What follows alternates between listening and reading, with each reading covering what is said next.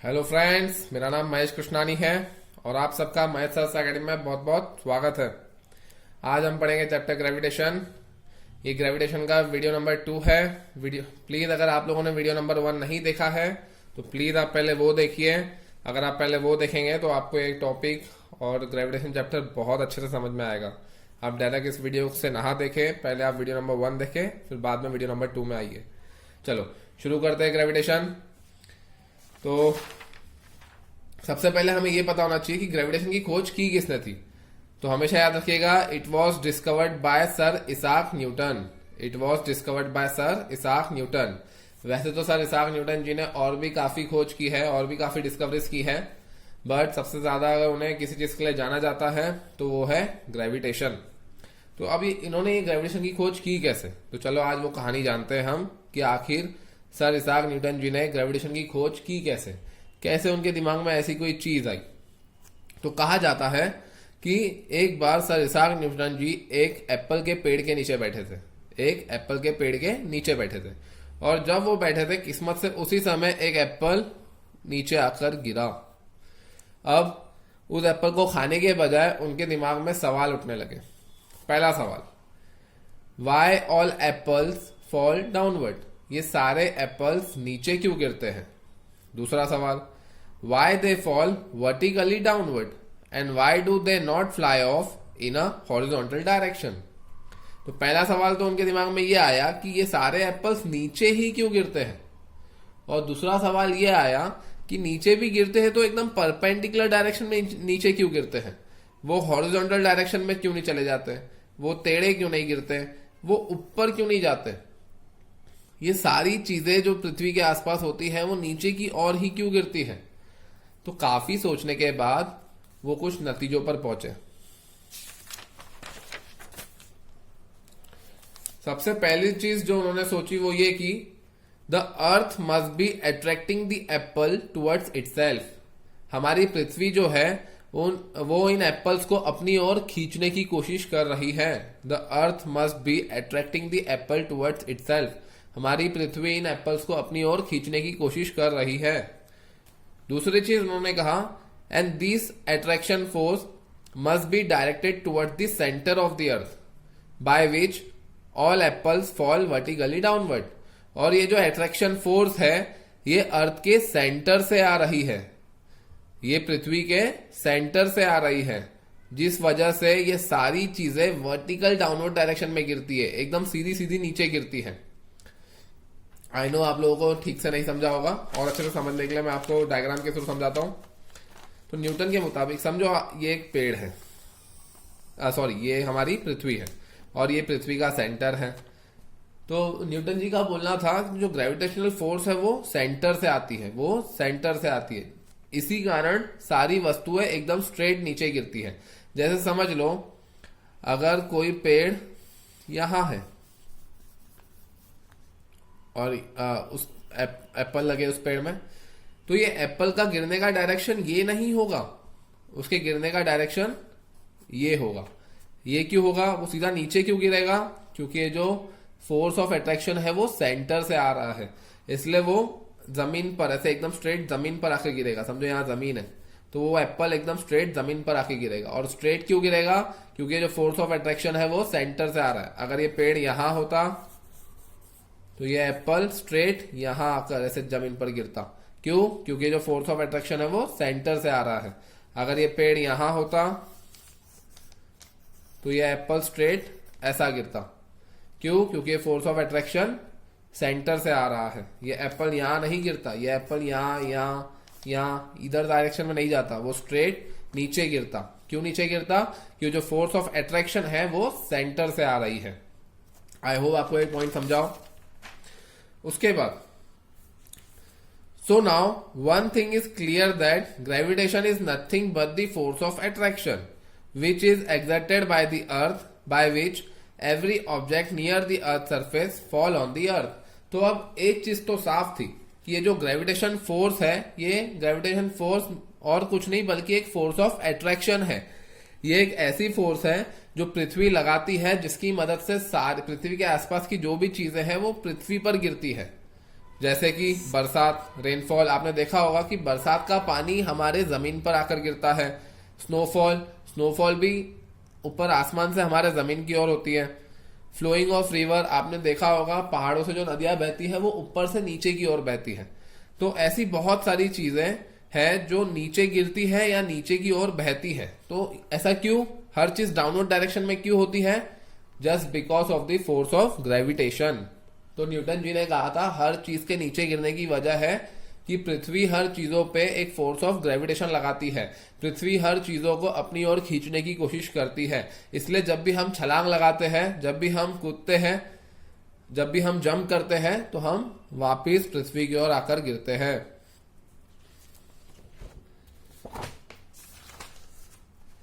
अब इतने सवाल और इतने सवालों के हल ढूंढने के बाद उनके दिमाग को शांति नहीं मिली थी। उनके दिमाग में और सवाल उठने लगे थे। But now the question arises whether this force also acts on object at even greater height. क्या ये फोर्स उन ऑब्जेक्ट्स पर भी लगेगी जो काफी हाइट पर है, जैसे कि मून, सन और अदर प्लैनेट्स। हमने ये तो देखा है कि ये फोर्स एप्पल पे लगती है और भी काफी चीजों पर लगती है, लेकिन सवाल ये था कि क्या ये फोर्स उन ऑब्जेक्ट्स पे भी लगेगी जो पृथ्वी से काफी ऊंचाई पर है, जैसे कि चांद, सूर्य और दूसरे ग्रह। तो क्या ये ग्रेविटेशनल फोर्स मून में भी होती है? क्या ये ग्रेविटेशनल फोर्स सन और प्लैनेट्स में भी होती है? तो Newton give the answer of this questions by studying the Kepler laws of planetary motion and by thinking about it carefully. Newton ने इन सारे सवालों का जवाब दिया किसकी मदद से? उन्होंने पहले केपलर्स के लॉज ऑफ प्लैनेटरी मोशन और उनके पहले जो भी डिस्कवरीज आई थी उन डिस्कवरीज को अच्छे से स्टडी किया, उन सब चीजों को अच्छे से ऑब्जर्व किया। उनके बाद उन्होंने बहुत तर्क वितर्क लगा के सोचा और इसका आंसर ढूंढा। इसलिए बच्चों केपलर्स लॉज और उनके पहले की डिस्कवरीज जो भी थी मैंने वीडियो नंबर 1 में डाला है। अगर आपने वीडियो नंबर 1 नहीं देखा हो तो प्लीज उसे देखिए, उसके बाद ही वीडियो नंबर 2 देखिए, तो आपको और अच्छे से कंसेप्ट क्लियर होंगे। हाँ, तो न्यूटन ने ऑब्जर्व किया that moon is revolving around the earth. Similarly, Jupiter's moon are also revolving around Jupiter, and also all planets are revolving around the sun. It means that there must be some attracting force between them also. Newton ji ने observe किया कि जो चंद्रमा है वो पृथ्वी के चक्कर काट रहा है, उसी तरह जो जुपिटर के चांद है, जुपिटर के जो मून्स है वो जुपिटर के चक्कर काट रहे हैं, और उसी तरह ये सारे प्लेनेट जो है वो सूर्य के चक्कर काट रहे हैं। तो उन्होंने ऑब्जर्व किया हर बड़ी वस्तु के अराउंड उससे एज कंपेयर टू उस बड़ी वस्तु से एक छोटी वस्तु उसके अराउंड रिवॉल्व कर रही है। तो उन्होंने सोचा कि इसका मतलब कोई ना कोई फोर्स उनके बीच में है जिसके कारण वो एक दूसरे से दूर नहीं जा रहे, वो चीजें उनके अराउंड रिवॉल्व कर रही है। केपलर से भी ये सेम क्वेश्चन पूछा गया था कि ये सारे ग्रह सूर्य के अराउंड क्यों रिवॉल्व कर रहे हैं, ये उन ऑर्बिट्स को छोड़ के क्यों नहीं चले जाते। तो उस समय केपलर इस चीज का जवाब नहीं दे पाए थे। उन्होंने कहा था कि मे बी कोई मैग्नेटिक फोर्स है सूर्य और सारे प्लैनेट्स के बीच में, पर न्यूटन ने इसका सही आंसर दिया कि ये फोर्स और कुछ नहीं बल्कि एक ग्रेविटेशनल फोर्स है। ये ग्रेविटेशनल फोर्स है जिन्होंने सूर्य और सारे प्लैनेट्स को एक दूसरे से बांधे रखा है। अगर ग्रेविटेशनल फोर्स नहीं होती तो ये सारे प्लैनेट्स आज एक ऑर्बिट में रिवॉल्व नहीं कर रहे होते, ये ऑर्बिट छोड़ के कब का स्पेस में कहीं और चले गए होते। तो जैसा कि मैं कह रहा हूं, ये जो सवाल था क्या ये ग्रेविटेशनल फोर्स मून, सन और दूसरे प्लैनेट्स में भी होती है, तो जिस तरह न्यूटन ने तर्क लगाया उसके मुताबिक हाँ, ये ग्रेविटेशनल फोर्स मून, सन और दूसरे प्लैनेट्स में भी होती है। तो after all this observations Newton formulate his theory of gravitation. ये सारे ऑब्जर्वेशंस करने के बाद न्यूटन ने अपनी ग्रेविटेशन की थ्योरी तैयार की। According to Newton's universal law of gravitation, according to Newton every object in the universe attracts every other object with a definite force. Newton के मुताबिक इस संसार में जितनी भी वस्तु है, हर वस्तु किसी दूसरी वस्तु को अपनी ओर खींचने की कोशिश कर रही है एक डेफिनेट फोर्स के मदद से। इस संसार में जितनी भी वस्तुएं हैं, इस पूरे यूनिवर्स में जितनी भी ऑब्जेक्ट्स है, हर ऑब्जेक्ट एक दूसरे ऑब्जेक्ट को अपनी ओर खींचने की कोशिश कर रहा है। हर ऑब्जेक्ट के बीच में एक अट्रैक्शन फोर्स है, एक डेफिनेट फोर्स ऑफ अट्रैक्शन है। तो न्यूटन की बात मान ले, चलो ठीक है, हम न्यूटन की बात को मान लेते हैं। Now the question arises, if every object attracts every other object, then why the object near me like books, chairs etcetera are not attracting me. देखो, हमारे न्यूटन जी ने क्या कहा कि संसार में जितनी भी वस्तुएं हैं वो हर वस्तु कोई दूसरी वस्तु को अपनी ओर खींचने की कोशिश कर रही है। तो अगर हम इस बात को मान ले तो मेरे आसपास जो बुक्स है और मेरे आसपास जो चेयर या दूसरे जो भी ऑब्जेक्ट्स हैं, अगर वो भी मुझे खींचने की कोशिश कर रहे हैं या मैं उनको खींचने की कोशिश कर रहा हूं, तो वो मुझसे आके क्यों नहीं चिपक रही? क्योंकि न्यूटन सर ने कहा कि संसार में जितनी भी वस्तुएं हैं उन सारी वस्तुओं के बीच में एक फोर्स ऑफ अट्रैक्शन है। अगर उनके बीच में फोर्स ऑफ अट्रैक्शन है तो वो आपस में क्यों नहीं चिपक रही? जैसे ये दो शॉर्पनर है, तो ये भी एक ऑब्जेक्ट है, ये भी एक ऑब्जेक्ट है। अगर इन दोनों के बीच में एक फोर्स ऑफ अट्रैक्शन है तो ये एक दूसरे से आकर क्यों नहीं चिपक रहे? तो इसका भी आंसर न्यूटन जी ने दिया। So the answer of this question is given by the Newton that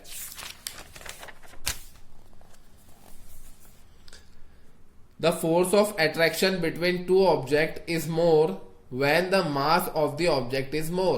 उन्होंने कहा कि ये दो ऑब्जेक्ट के बीच का force, gravitational force of attraction ज्यादा होता है अगर ऑब्जेक्ट का मास ज्यादा हो। अगर दो ऑब्जेक्ट का मास ज्यादा होगा तो उनके बीच का ग्रेविटेशनल फोर्स भी बहुत ज्यादा होगा। और उन्होंने क्या कहा, and the force of attraction is less और weak if the distance between the object is greater और बिगर। और ये जो फोर्स ऑफ अट्रैक्शन है ये कम हो जाता है, ये कमजोर होता है अगर हम ऑब्जेक्ट का बीच का डिस्टेंस बढ़ा दे। अगर हम ऑब्जेक्ट को और दूरी, अगर ऑब्जेक्ट के बीच की दूरी बढ़ा दे तो उनके बीच का फोर्स ऑफ अट्रैक्शन कम हो जाता है। आपने देखा होगा मैग्नेट में भी कुछ ऐसा ही होता है। समझो अगर ये दो मैग्नेट है, अगर इनको हम पास पास रखो तो मैग्नेट आपस में चिपक जाते हैं, लेकिन जब हम मैग्नेट को काफी दूर रखो तो वो आपस में नहीं चिपकते। तो न्यूटन ने भी कुछ ऐसा ही जवाब दिया कि ये जो फोर्स ऑफ अट्रैक्शन है जो हर ऑब्जेक्ट के बीच में होती है, ये ज्यादा होती है अगर ऑब्जेक्ट का मास ज्यादा हो और ये कम होती है अगर ऑब्जेक्ट का मास कम हो। तो यही कारण था कि ये दो शार्पनर एक दूसरे से क्यों नहीं चिपक रहे, क्योंकि इन दोनों शार्पनर्स का वेट बहुत कम है एज कंपेयर टू अर्थ के वेट से। हर चीज अर्थ पर आकर गिरती है क्योंकि अर्थ का मास जो है वो बहुत ज्यादा है, इसलिए उसका जो ग्रेविटेशनल फोर्स ऑफ अट्रैक्शन है वो भी बहुत ज्यादा है, इसलिए हर चीज आकर अर्थ से टकरा जाती है। लेकिन ये जो शार्पनर का वेट है ये अर्थ के मुकाबले इनका मास बहुत बहुत बहुत बहुत कम है। ऐसा नहीं है कि इनके बीच में फोर्स ऑफ अट्रैक्शन नहीं है, इनके बीच में भी फोर्स ऑफ अट्रैक्शन है, लेकिन वो इतना कम है क्योंकि इनका मास कम है, इसलिए इनके बीच का फोर्स ऑफ अट्रैक्शन भी बहुत बहुत बहुत बहुत कम है। दैट्स वाई वो इतना कम है कि वो नेग्लिजिबल है और इतना कम है कि वो इन चीजों को हिला नहीं पा रही। तो according to Newton there is a force of attraction between every object. हर ऑब्जेक्ट के बीच में फोर्स ऑफ अट्रैक्शन है, लेकिन वो डिपेंड करता है ऑब्जेक्ट के मास पे और उनके बीच के डिस्टेंस पे। तो क्योंकि इन दो ऑब्जेक्ट्स का मास बहुत कम है इसलिए ये आपस में नहीं चिपक रहे। क्योंकि पृथ्वी का मास बहुत ज्यादा है इसलिए हम पृथ्वी के चिपक जाते हैं, इसलिए चांद जो है वो पृथ्वी के अराउंड रिवॉल्व कर रहा है। क्योंकि सूर्य का मास बहुत बहुत बहुत ज्यादा है इसलिए सारे प्लैनेट सूर्य के अराउंड रिवॉल्व कर रहे हैं। सूर्य का मास सारे प्लैनेट्स के मुकाबले काफी ज्यादा है। So according to the Newton universal law of gravitation, every object in the universe attracts every other object with a definite force। इस संसार में जितनी भी वस्तुएं हैं वो हर वस्तु दूसरी वस्तु को अपनी ओर खींचने की कोशिश करती है with a definite force। और ये फोर्स कितनी होती है? This force is directly proportional to the product of masses। ये जो फोर्स है ये डायरेक्टली प्रोपोर्शनल होती है उन दो ऑब्जेक्ट के मास के प्रोडक्ट से। प्रोडक्ट मतलब into, multiply. And is inversely proportional to the square of distance between them. चलो आपको और अच्छे से समझाने के लिए मैं समझ लो बेटा, ये दो ऑब्जेक्ट्स है, ऑब्जेक्ट 1 और ऑब्जेक्ट 2। एक का मास है m1 और दूसरे का मास है m2। और इन दोनों ऑब्जेक्ट्स के बीच की दूरी है, समझो डिस्टेंस है इन दोनों के बीच का d, क्या है d। और एक चीज हमेशा याद रखिएगा, देखो डिस्टेंस जो मेजर करते हैं हम वो ऑब्जेक्ट के सेंटर से करते हैं, क्योंकि ये जो ग्रेविटेशनल फोर्स है ये हर ऑब्जेक्ट के सेंटर से आती है। कहां से आती है? सेंटर से। तो क्या कहा मैंने, समझा आपको? इसका मास है m1, इसका मास है m2 और इन दोनों के बीच की दूरी है d। तो अकॉर्डिंग टू लॉ फोर्स क्या होती है? Force is directly proportional to the product of masses. जैसा कि हमने पढ़ा, force is directly proportional to the product of masses of object and is inversely proportional to the square of distance between them. तो directly proportional मतलब देखो, F is directly proportional to the product of masses. F मतलब force, force is directly proportional to the product of masses of the object. और directly proportional का मतलब क्या होता है बेटा? अगर ये बढ़ेगा तो ये भी बढ़ेगा, तो अगर मास बढ़ेगा तो फोर्स ऑफ अट्रैक्शन भी बढ़ेगा। और इनवर्सली प्रोपोर्शनल का मतलब क्या होता है?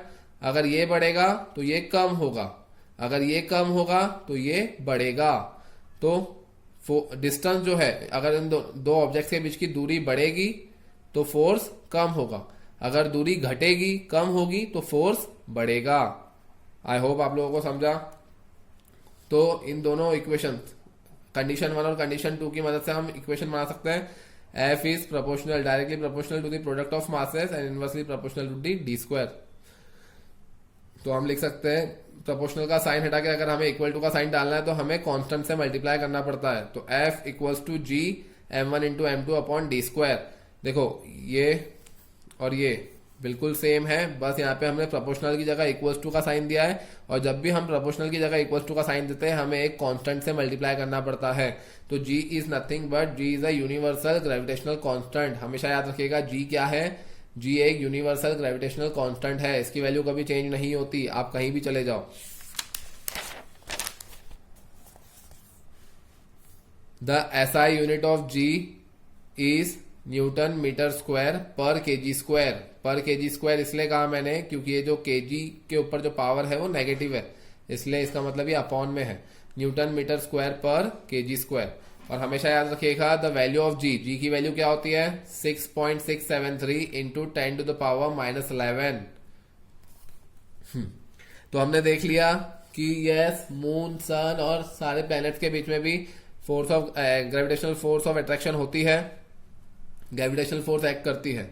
तो अब दूसरा सवाल ये उठता है कि now the question arises, if there is a gravitational force between the earth and the moon and between the planets and the sun, अगर इन सब के बीच में फोर्स ऑफ अट्रैक्शन है, जैसे पृथ्वी और चांद के बीच में अगर फोर्स ऑफ अट्रैक्शन है, सूर्य और दूसरे ग्रहों के बीच में फोर्स ऑफ अट्रैक्शन है, और इन सब के बीच में अगर फोर्स ऑफ अट्रैक्शन है, तो सवाल ये उठता है कि why the moon is not falling on the earth. हाँ, बहुत सारे बच्चों का सवाल होता है। जैसे कि हमने देखा जो एप्पल है वो तो गिर जाता है, क्योंकि ग्रेविटेशनल फोर्स की मदद कारण वो पृथ्वी पर गिर जाता है, और बहुत सारी वस्तुएं हैं जो पृथ्वी पर गिर जाती है। तो अगर मून, चांद और पृथ्वी के बीच में भी फोर्स ऑफ अट्रैक्शन है, तो ये चांद पृथ्वी पर आकर क्यों नहीं गिरता, ये चांद अर्थ पर आकर क्यों नहीं गिरता। और similarly why all the planets are not falling into the sun, ये सारे प्लैनेट्स और सन के बीच में भी ग्रेविटेशनल फोर्स है, तो सारे प्लैनेट सन पर आकर क्यों नहीं गिरते।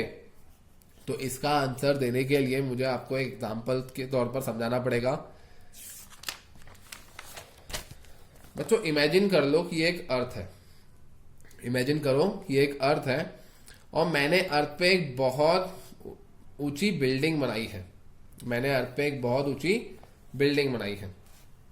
और इमेजिन कर लो कि मैं उस बिल्डिंग के टॉप पर खड़ा हूं और मेरे पास एक बॉल है, मेरे पास एक बॉल है। बच्चों अगर मैं इस बॉल को फेंकूंगा तो क्या होगा? अगर मैं इस बॉल को फेंकूंगा तो क्या होगा? थोड़ा आगे जाके नीचे गिर जाएगा, क्योंकि अर्थ की ग्रेविटेशनल फोर्स इसे अपनी ओर खींच लेगी। अगर मैं इसे और ताकत से फेंकूंगा तो ये थोड़ा और आगे जाके नीचे गिर जाएगा।